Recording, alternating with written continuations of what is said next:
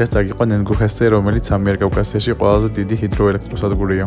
ენგურჰესის მშენებლობის იდეა თავდაპირველად ნიკო ნიკოლაძეს გაუჩნდა.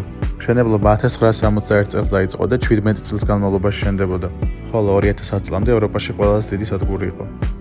კაშხალზე გადასასვლელად გადავიხარეთ 25 ლარი, რათა შემოსულიყავით საკუთარი მანქანით, ასევე ფასი შედიოდა გამყოლი, ვინაიდან ამ ადგილზე მარტო არ შემოგიშვებენ. ეს არის იმ გვირაბების სათავე, სადაც შესული წყალი გადაედინება უკვე 5 ტურბინაში და გამოყოფს დენს. ტურბინები მდებარეობს დროებით ოკუპირებული აფხაზეთის ტერიტორიაზე, ამიტომ 40% მიეწოდება მათ, ხოლო 60% რჩება ჩვენთან. ეს კი არის კასკადის სრული რუკა და კარგად ხედავთ თუ რამხელა მასშტაბის ნაგებობაზე არის საუბარი. ახლა მივიდეთ იმ გვირაბში, რომელიც უპირველად გაიბურღა, რათა შეესწავლოთ ქანები. დღეს აქ მოწყობილია გალერეა და წარმოდგენილია პიქტოგრამები პირველყოფილი ადამიანების. ბუნებრივია, ეს არის ასლები და საქართველოს სხვადასხვა წერტილში არის შეგროვებული. საინტერესო დატვირთვა მიცეს ამ გვირაბს და ტურისტებისთვისაც ნამდვილად მომხიბვლელი ატრაქციაა.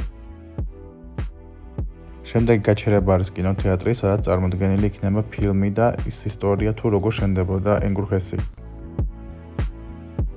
ფილმის ნახვის შემდეგ გადავინაცვლით გალერეაში, სადაც წარმოდგენილი იყო თანამედროვე ქართული ნამუშევრები.